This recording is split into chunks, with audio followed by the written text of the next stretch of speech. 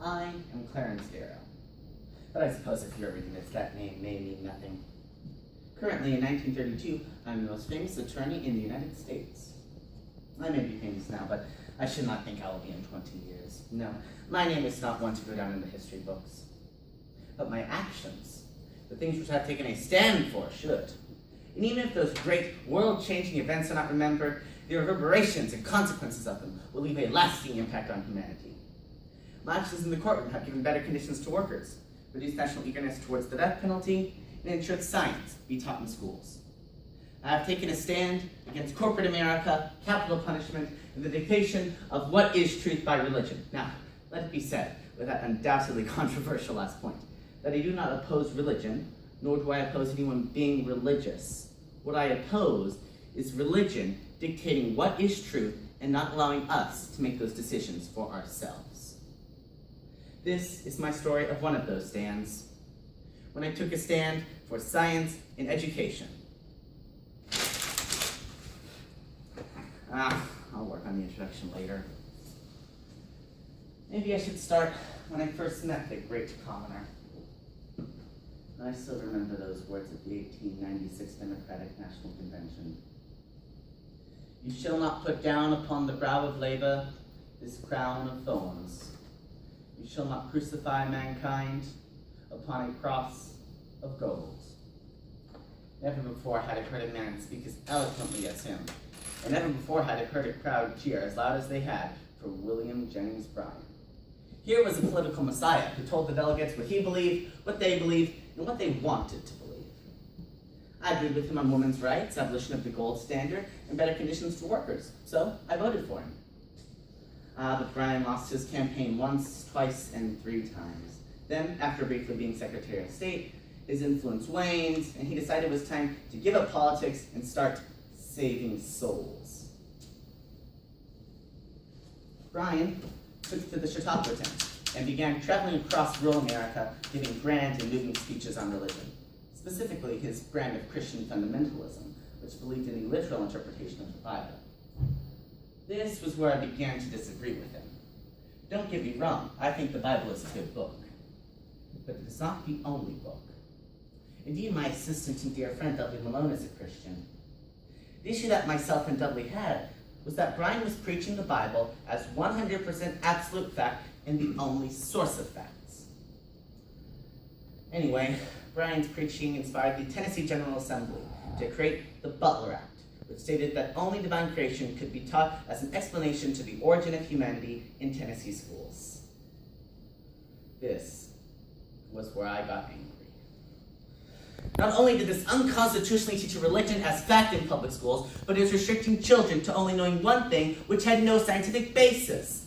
It was setting them up to be closed-minded and not teach them that there can be other explanations. The American Civil Liberties Union, which I helped to found, quickly asked for a Tennessee teacher to oppose the law. And a substitute teacher from Ray County, called John T. Scopes, agreed to challenge the law. It's kind of absurd, really. The state had banned everything but divine creation from being taught, yet they still had state-approved textbooks which taught evolution. Anyway, I quickly boarded the next train to Dayton, Tennessee to defend Scopes, coming out of retirement and for the only time in my life volunteering my services in a case. It was so hot that the paper said Dayton had the atmosphere of a blast furnace. I would be pitted against the great commoner himself, William Jennings Bryan, and it was called the trial of the century. For the first time, a court case was broadcasted live on the radio throughout America.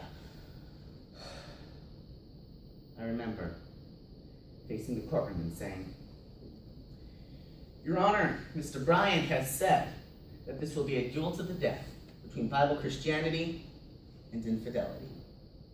And if evolution wins, Christianity goes. Must it, though? First, I ask if the two are mutually exclusive, and I believe they aren't.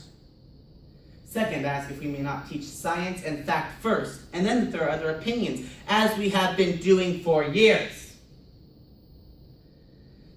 Your Honor, if our future generations are not taught now that they can think for themselves, that there are multiple potential explanations to the same question. It'll be infinitely harder for them to learn that they can't think for themselves. For them to learn what makes them human. Scopes is not on trial. No. Civilization is on trial. But my own monologues would sway no one. I needed an expert. The court had ruled out my scientific experts who had come to explain the theory of evolution and that it does not mean there is no God, because the judge thought that he'd been some byproduct of the trial, so no scientist can give testimony. So how else could I get the expert that I needed? The defense calls William Jennings Bryan to the stand. That is, if the court will permit an expert on the Bible. The judge was against it, but Bryan insisted that he do so that he may destroy me as a witness. Highly unlikely. Mr. Bryan, you are often considered to be an expert on the Bible. Tell me, do you believe in everything in the Bible literally? Yes, Mr. Darrow. I believe everything in the Bible is literal and factual. I then proceeded to ask him some questions, catching him on facts.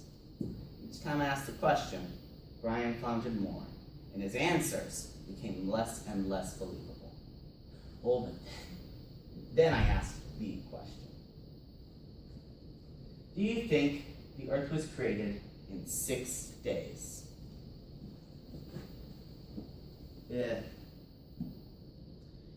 Not 6 days of 24 hours. This was it. If the universe was created in 6 days of millions of years each, why would evolution contradict the Bible? The courtroom was stunned. A few gasps, then silence. It was at that moment for many people that William Jennings Bryan lost his greatness. Does the court remember how Mr. Bryan said that if evolution wins, Christianity must go? Well, there. That is not so. For if the universe was created in 6 days of billions of years each, who's to say that Adam and Eve could not have evolved? Scopes did not break the law by teaching evolution, no. He was just explaining divine creation in greater detail. But the jury was entirely fundamentalist and didn't buy what I said. As genius as it was. Furthermore, Bryan's questioning was expunged from the record, and the Dayton Herald jury delivers verdict of guilty in Scope's case. I may have lost the case, but I had exposed Bryan, the Butler Act, and the ideals they both stood for.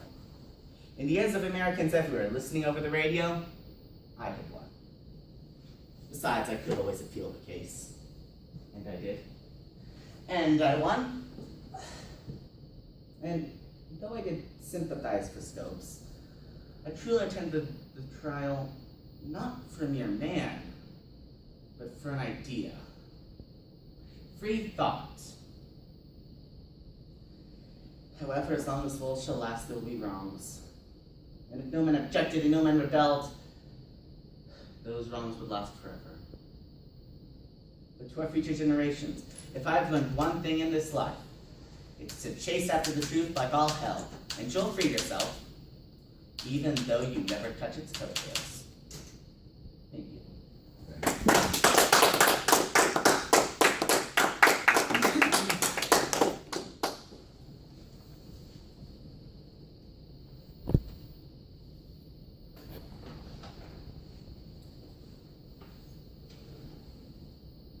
Which of your sources was the most helpful? Two in particular were very helpful. First of all, there was a microfilm from actually the same year that I'm portraying Darrow right now, in 1932, an interview with him. And that helped me to learn sort of how he spoke, his speech patterns. That was the only recording I could find of his voice. And also his habits whilst he was speaking, mainly, playing with his suspenders. That was a trademark of his. The other big thing that I found was his autobiography, which is called The Story of My Life. It's about this thick, and I couldn't read the whole thing, but I went to his part about the Scopes case, and read through that, because that's the part that I'm talking about his stand in. He really took a lot of stands, as I mentioned, against corporate America, capital punishment, and he did some pretty revolutionary things, but this was the big one. And yeah, reading his autobiography helped me to understand that he never had any regrets about anything he did. But he did think at times, maybe I could have said this better, maybe I could have said that better. But he was generally proud of the work that he did. How did the friendship between Clarence Darrow and William Jennings Bryan inform your choices? Well, when I initially had the script finished, I didn't have Bryan featured as a friend at all. But when I understood that there was a friendship between them at one point, and indeed it lasted for a long time, it made me think, I can't just portray Bryan as the bad guy. I can't make it black and white. I have to make it clear, I may be saying this, but even I, Clarence Darrow, didn't think Bryan was all that bad, other than the latter part of his life, when he supported things like the Butler Act. Darrow liked Bryan. He always thought that there was a good amount of greatness in Bryan. And it made me think I need to give Bryan, I need to put him there. But I have to explain, he's not necessarily the bad guy. He has good aspects, bad aspects, as does any person.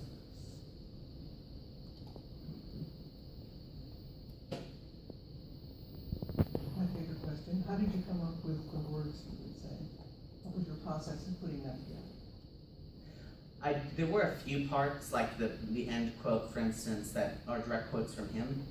But when it came together, putting it all up, I went back to the microfilm and his autobiography and sort of read the way he wrote. And the interview was actually being done whilst he was writing his autobiography. And so I thought, what would his process be? What would his mindset be when he was writing his autobiography, when he was writing this book? And, well, I just sort of came to the conclusion